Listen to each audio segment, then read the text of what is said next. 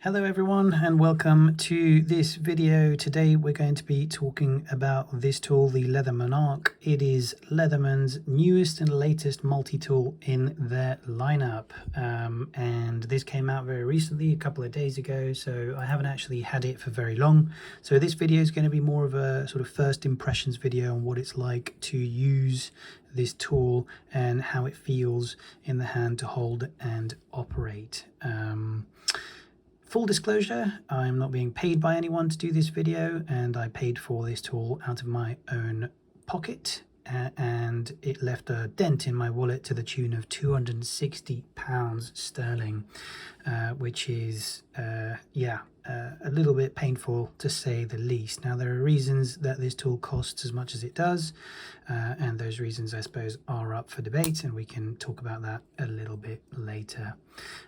In any case, let's get into it. I'm gonna talk to you guys about some of the implements of the tool and again how it feels. So this is based on Leatherman's free platform, and the free platform of Leatherman basically allows you to use and operate all of the tools with one hand, and most of them, other than one, the pliers, are on the outside, which to me was a huge selling point, because I've had Leathermans before, and to be quite frank, I used to find it rather annoying to have to open them up, and when you have short nails to sort of try and pick away to get some of the implements from the inside, especially the scissors, which are quite useful, and then you pull this out and the blade is facing upwards.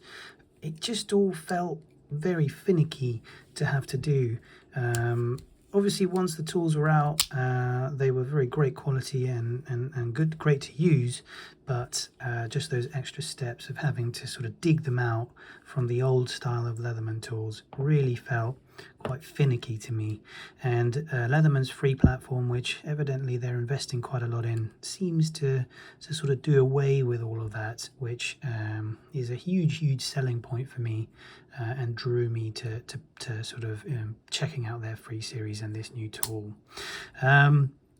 So what I'm going to do is I'm going to splay all of the tools out so that we can just see what's on offer here, and we can talk about everything as we go along. So the smaller tools that are on the outside here, we've got a few interesting additions to this.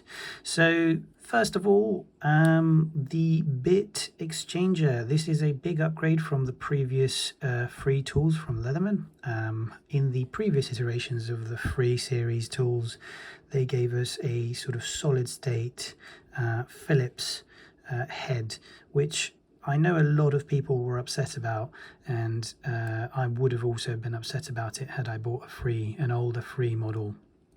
Now, my cynical side sort of speculates that Leatherman did this on purpose to give us something to look forward to from their brand new iteration, and so they gave us the solid state bit, which obviously is compromised in many ways. It doesn't have anywhere near as much functionality as the exchanger does, and also obviously if it gets ruined, then you're stuck with it unless you faff with Leatherman's 25-year warranty and get them to change it. So my slightly less cynical part would like to believe and speculate that they were just in the middle of the R&D process for designing this particular part to fit in this frame, and therefore they gave us what they had at the time for the time being. You can decide and maybe let me know what you think might be the case in the comments. In any case, we finally have the bit exchanger in the free series, which is a huge win, and I know a lot of people are going to be really pleased with that. Then here we're getting a can opener. I think this one's slightly more divisive. I don't think many people are too excited about the can opener. I've had to use can openers a fair few times, so I'm quite alright having this here. I haven't used this particular one, but I've used one just like it before, and I remember it doing the job perfectly adequately, so don't really have a major problem with this can opener myself. So that's what we got on this side. Then here on the other side, another huge win is the awl. A lot of people were not too happy with the previous awl that came on the other P series, which had a tiny sort of flathead screwdriver tip, like as found on this one. So this is the solid state that they gave us before on the old 3 Series, and this is the old awl that they gave us that has a sort of micro flathead here. Now a lot of people that use this awl said that it works just fine, but that, yeah, they would have much preferred having a pointy awl. So we have got that now in the P Series. It's sharp enough as well that you can use it perhaps as a package opener as well, given that they haven't given us the package opener here, which they used to on this sort of flathead pry bar. As we can see here on the slightly older P Series, we've got this sort of thick flathead, and it's got an edge on here, which Leatherman advertised as their package opener. To be quite honest, this package opener didn't really work very well because you had to be really accurate with the cutting edge, and what ended up happening is you would sort of try and cut a package open and it would sort of dig itself into the tape between the 2 slips of cardboard, and you'd end up having to scrunch the tape and you wouldn't be using the cutting edge. Either that, or I'm just a complete novice and I'm using this incorrectly, but I sort of ended up, yeah, just scrunching tape with it and then trying to slice it open. I just never found this package opener to be much very effective at all. So in any case, they've taken off the edge on that part, and they've given us sort of this flat head with the bottle lifter. And they mentioned that this can be used as a pry bar, which I have used. I've opened a couple paint cans with this and it's been wholly adequate. So I'm happy to see this make a return. And of course, we were talking about the pointy awl with the sharpened edge, which I think I'm going to now be using as my package opener. And then finally, we've got this thing here, which I'm a little bit sad about. And the reason being is that you've got all of this real estate here being, I was going to say wasted or spent or wasted on this tiny little implement, which is a micro sort of a micro driver. I'm, yeah, like I said, a little bit sad that they're wasting all this real estate on this. I feel like Leatherman should be able, or could maybe look into putting that particular implement elsewhere in the tool and using the space here a lot more efficiently, is my feel on this. Now, in terms of having it on there, I'm not too displeased. I have used this before, so I'm quite happy that it's there. I'm just a little bit upset that it's taking up so much real estate for such a tiny little tool. And then finally, we've got the final 4 tools, the big tools that are on the, again, still on the outside. And we've got the blade, which we'll talk about in a minute. We've got a saw, which is very useful. I find it very useful, so I'm happy there's a saw. The scissors, again, which I also find very useful.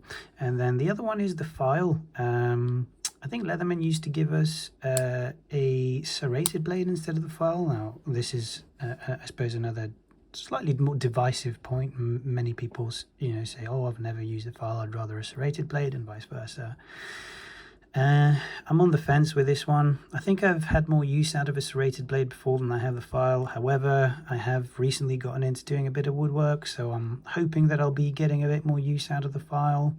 And so on that note, I'm sort of personally not too displeased about having the file there.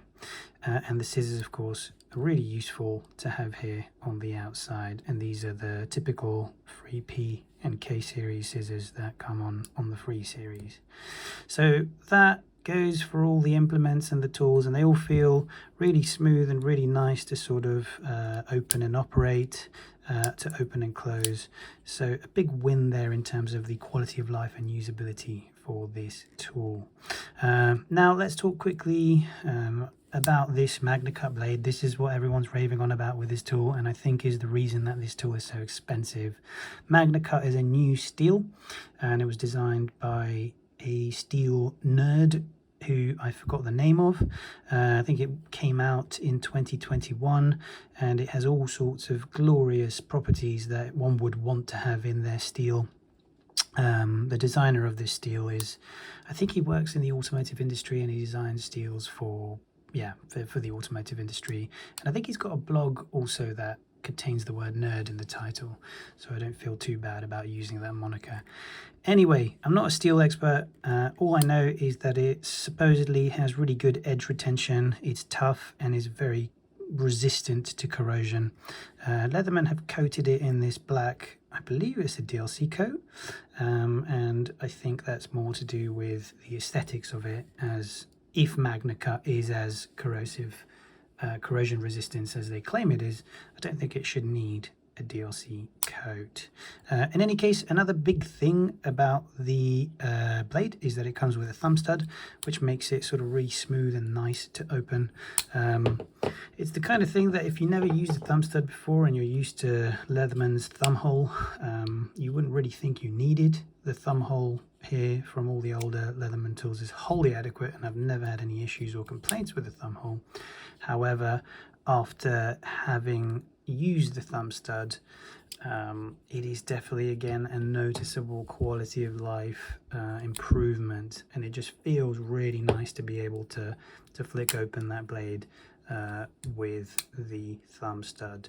So overall, I think this is a huge win in my opinion. I think Leatherman are doing sort of really going in a good direction with their free series tools, and yeah, I think it's a big win. When I forget how much I paid for this, I think I'm going to be really pleased that I got it, basically, and I think I'm going to enjoy using it, because yeah, it just feels really good to operate. We almost forgot to talk about the pliers. Stamped USA, which I believe means they're made in the USA. You've got your needle nose, your regular, and all sorts of wire cutting and stripping implements there, which I don't get much use out of. They're not sprung loaded, but yeah, it's basically what you've come to expect from Leatherman. They're nice, sturdy, thick pliers, and again, they've got a really sort of positive click into place when you deploy them. So and opening them feels fairly nice as well. There are two magnets in here and a tiny little tab which you can feel here. Sort of all this just sort of has a great feel to it. Finally, they've got this surface here, which actually they've had in a lot of their previous free tools. The P2 and P4 I think had the bottom of the pliers here protruding as they do here, but Leatherman have only recently come out and confirmed that this is, or can be used as an impact surface, to use their words, so you can smash stuff and windows if you're that way inclined with this surface. What else? I think that is it. I don't want this video to drag on longer than it has. It's only a first impressions. I'm going to be using this a little bit more over the coming weeks and getting a few additions to it, like a bit extender, the ratchet. I'm going to get a sheath for it, and I might do an updated overview video when I've used it a bit more. The pocket clip comes as standard. You don't have to pay for it, actually, I forgot to mention, which is another win. I know a lot of people were upset with the older P models. I don't think they came with a pocket clip and you have to buy this separately, which a lot of people were upset about. This one comes with it, and you've got two other little holes here on the other side should you wish to change it. I have had people complain about these two holes. I don't really have a problem with having them there. You've kind of got to walk the murky balance between form and function with these kind of things, and I think when you're talking about a Leatherman, I think function, I was going to say function wins over form. That's debatable, but in this case I'm not too fussed about having the holes. I think it's good to have the option to change the pocket clip size. Anyway, I think that's it, because this is dragging on a fair bit and I want to wrap it up. Please let me know if I've missed anything, or if you have anything to add, or if you have any questions regarding the ARC. just to summarize, I think the tool looks great, it feels great to use, it's a joy to sort of get at all the implements. I think the majority of the implements that they've fit into this tool are ones that most people are going to be happy with. You can't please everyone when it comes to these multi-tools because everyone's got a different use cases for these, so you're never going to be able to please everyone. But I think Leatherman's done a damn good job and given it a right good go with this tool. So yeah, other than the price, I think this is a complete win. And again, when I forget how much I paid for it, I think I'm going to be ever so pleased to own one. Anyway, that is all I have for you guys. I might do another video on this when it's had more use and we can talk about any new discoveries then. If anything comes to mind, please drop it into the comments. Thank you for watching, and I will catch you in the next video.